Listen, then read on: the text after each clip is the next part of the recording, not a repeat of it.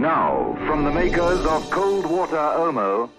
Two men in monks' cassocks moved silently down the stone passageway of Old Hill Monastery. They opened and closed a heavy Gothic door and walked across the carpeted room. One of the men removed his monk's robe, revealing the uniform of a colonel in the British Army. Nearly 12 o'clock, Baxter. Yes, Colonel James. Better do a round. Take a walkie-talkie and report back. Very good. Baxter helped himself to a walkie-talkie from the cupboard and left Colonel James to some paperwork on the desk. A short while later, in the passageway beneath, Baxter paused at each of the monks' cells. They were all heavily bolted on the outside, for Old Hill Monastery was a prison for captured spies.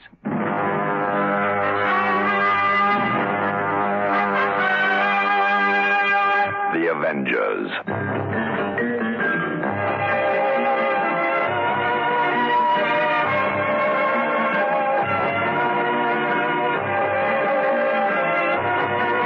John Steed and Emma Peel, The Avengers.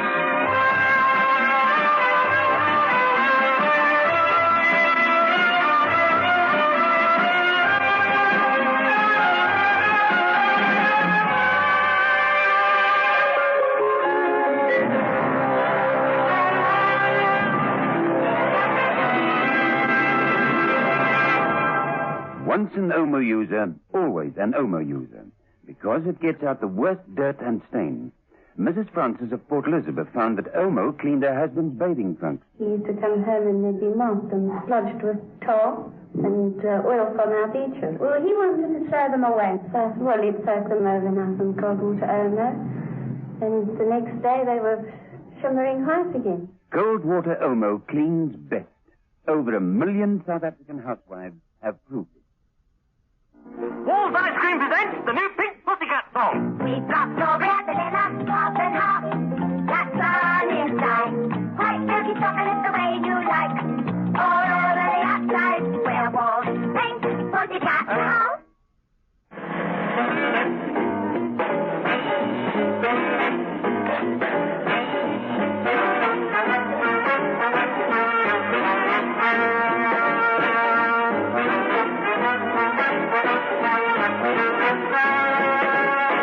Episode 1 of this story, in which John Steed and Emma Peel celebrate a little too soon, and an enemy makes a killing and a clean getaway.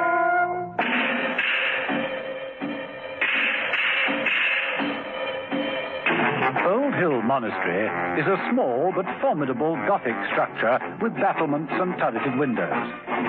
It sits sedately in the fields near Marlow and commands a clear view of the Thames. To the inhabitants of the nearby towns, it is thought of as a closed order of holy monks. But it is staffed by highly trained army officers and contains over 100 of the most dangerous captured enemy agents in all England. Lieutenant Baxter, pulling his monk's robe more tightly around him, moved down the passage, looking in at each of the grills. There's Dorf. Yes, he's reading as usual. Lubin. Playing chess again. How a man can play chess against himself beats me. Who wins?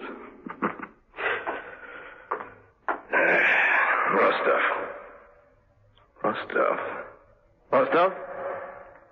You hear me? Show yourself. Baxter, peering into one of the cells, was unable to see the inmate. Without hesitation, he switched on the walkie-talkie and reported the fact to Colonel James. Baxter to Colonel James. Baxter to Colonel James. Come in, Baxter. What is it? I can't see Rostov in his cell. You think he may have passed out in the bath? Maybe. I can't tell for sure. I can only see the frosted glass partition. All right. Well, you'd better carry out a routine thickness check.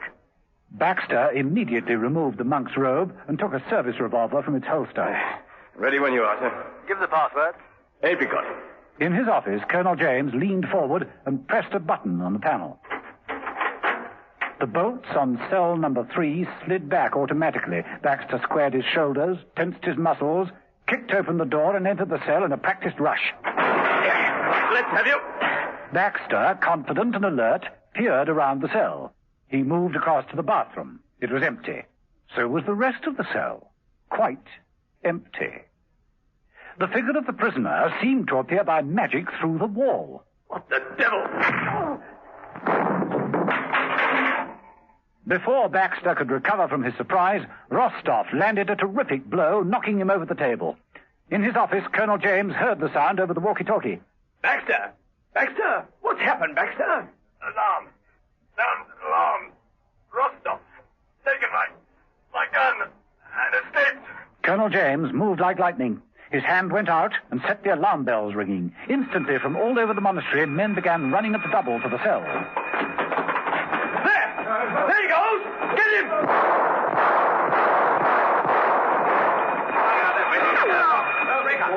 Rostov, at the end of the passageway, whipped off a few warning shots and raced to the next corridor.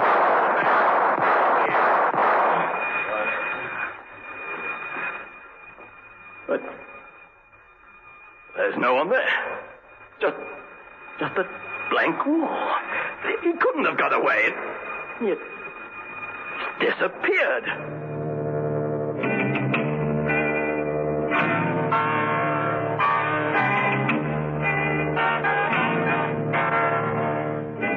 John Steed was having a party in his apartment.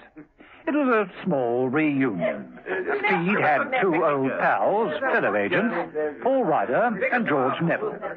The three men were in dinner jackets. Mrs. Peel was with them, wearing a stunning full-length gown. It was all very smart and select, and it had got the last drink and cigar stake. Steed, did you ever see anything more of that Admiral, what was his name? Pebbly chap, heavy breather. Surely that description can fit any admiral in the British Navy.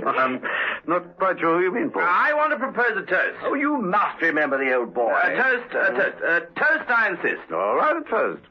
To our benevolent host, the man you can always trust, the man you can always rely on, to the man with... With the wooden leg. Eh? Steed hasn't got a wooden leg. Have you, Steed? If you have, I must say you can't off very well. I'd never have guessed. Admiral Corman, that's who I was thinking. Ah, yes, Corman. Yes, of course I remember. I give you John Steed. Oh, glass is empty. Oh, let me.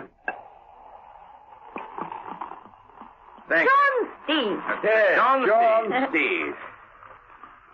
And another toast to John Steed's partner in crime. I must say, Steed, you certainly know how to pick 'em. She's delectable. She's delicious. She's also a dab hand with a caviar canopy. Gentlemen, I give you Emma Peel. Emma Peel. And another toast. No, it's my turn. To Paul Ryder and George Neville. We trained together, we fought together, and I hope we'll remain together for many years to come. Steed drank and shattered his glass in the fireplace. The simplicity and sincerity of his speech moved them all. Out of a pause, George Neville said, Oh, dear. It's gone all solemn. Positively sepulchral. That'll never do, will it? No, because we've never been solemn. Not even in the tightest spots. Not even during the EBA. Steve, remember that? Oh, yes. The EBA. Ah, the EBA. The EBA?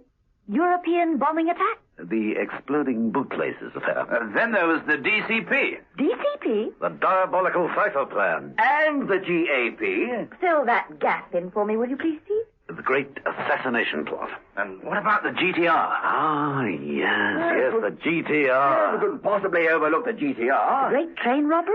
Granny Tittyfeather's rum, homemade. Kicked like a mule. Fortified us during dawn vigils. Yes, and talking of dawn, I think it's time I was off. Oh, no, one more, surely. No, it's gone 5, you know. 5 in the morning? Oh, it can't be, surely. Mrs. Peel moved to the window and drew aside the curtains. The cold light of dawn flooded into the room. Down in the street, the mews was deserted. Well, it's home with the milkman then, isn't it? I think our walk is not far, and it'll do me good. Well, thanks for everything, Steve. Next time, my place. Goodbye, Emma. Great pleasure meeting you. See you all again soon. I can let myself out, so don't worry. Goodbye. Goodbye. Bye, old chap. Bye. Well, how about you, George, old man? Well, I'm very easily led, and the prospect of even 5 minutes more with the delectable Mrs. Peel. I agree. Another bottle? Well, thank you both. I'll join you.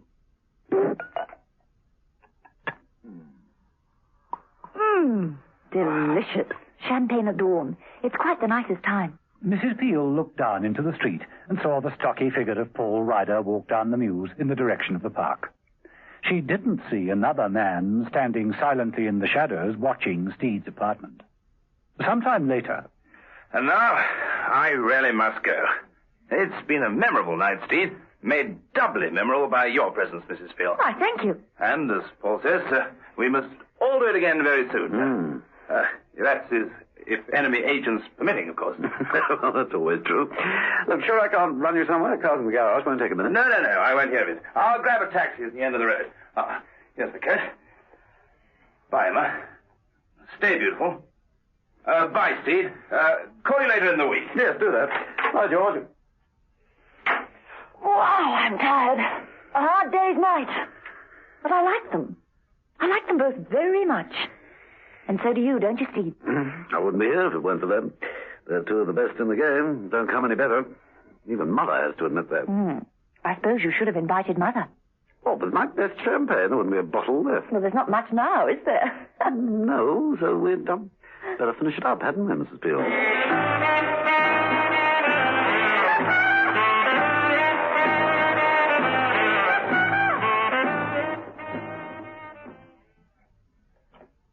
Down in the street, George Neville turned up his coat collar against the chill dawn and quickened his walk.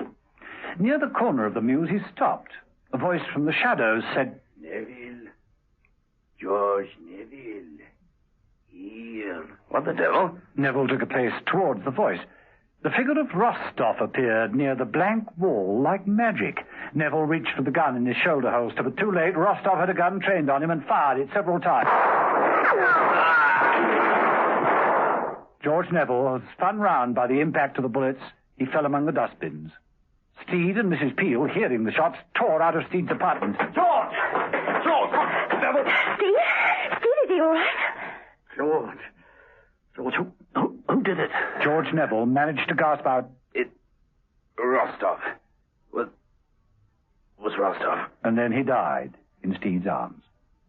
Thank you for tuning into the Avengers Part 1. Yes, we do hope you thoroughly enjoyed the performance.